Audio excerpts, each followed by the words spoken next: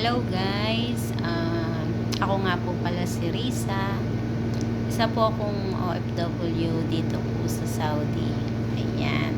Medyo kinakabahan po ako na humarap sa camera kasi first time ko po na haharap dito na medyo matagal-tagal. Kaya kinakabahan pa po. Ito po, gusto ko lamang pong simulan tong channel ko bilang isang aking magjo-journal po ako dito tungkol sa aking faith. Dito ko po i-share yung pong mga kabutihang ginawa sa akin ng Diyos, sa buhay ko, sa yung pong mga blessing, at saka po yung mga pagsubok na nalampusan ko po dito sa Saudi, at saka po yung kung paano po ako ginabayan ng Diyos sa araw-araw ng aking buhay, di po ba?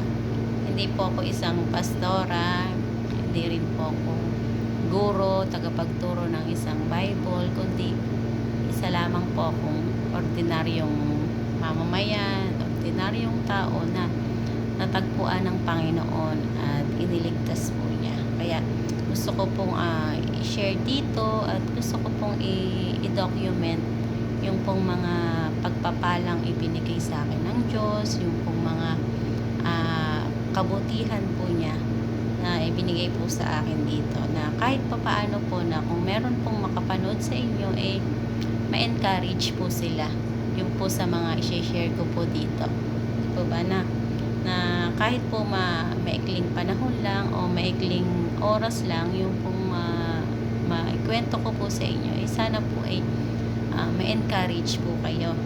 At ito pong video ito ay pagpapakilala ko pa lamang po sa inyo. Pero may mga susunod pa pong video.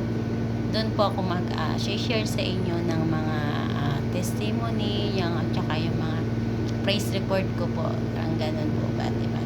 Sana sa bawat video ko, meron po kayong matutunan na kahit na dumaraan po tayo sa mga pagsubok o sa mga mahihirap na sitwasyon, wag po natin kakalimutan na kasama po natin ang Panginoon. Di po ba? Nasabi nga po sa Jeremiah 29:11, sabi po doon, "For I know the plans I have for you, declares the Lord, plans to prosper and not to harm you, plans to give you hope and a future." Di po ba?